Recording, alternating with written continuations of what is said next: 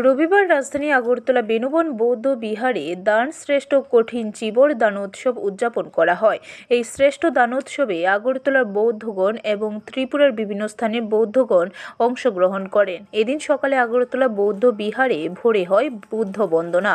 এরপর বিশ্ব বৌদ্ধ পতাকা উত্তোলন করা হয়। সকালে অনুষ্ঠিত হয় বুদ্ধ পূজা, অষ্টপরিষ্কার ও সংঘদান। এরপর হয় ভিক্ষুদের পিণ্ডদান।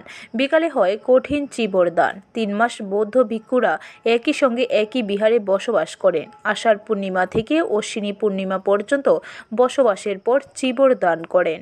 আজকে আমাদের বেনুবন বৌদ্ধ বিহারে কঠিন চিবদান কার্যক্রম। এই কঠিন চিবদান কার্যক্রম উপলক্ষে আমাদের এই বটগাছ বুদ্ধি বৃক্ষের নিচে আমরা 4টা বুদ্ধ স্থাপনা করা হয়েছে। তারপরে আজকে যে বুদ্ধ পূজা, সংঘদান, অষ্টপরিষ্কার দান করা হবে। দুপুরে 1টার সময় আমরা কঠিন চিবদান প্রসেশন করব। তারপরে 2টার সময় কঠিন চিবদান করা হবে ভিক্ষু সঙ্গকে। তারপরে সন্ধ্যায় 5:30টার সময় আমাদের 1000 বার্থডে 1000 লাইট সেরেমনি করা হবে। আমাদের যে বিশাল কুমার আইএস ও আসবে এখানে উদ্বোধন করবে। সন্ধ্যাবেলা আমাদের নিউজিল্যান্ড থেকে আসছে মনিকা টাডি আর অ্যালেক্স। তারপরে আমার বেঙ্গালোর থেকে আসবে আনন্দ বান্টে আর অন্য ভিক্ষু সংঘ। ব্যুরো রিপোর্ট, খবর ত্রিপুরা।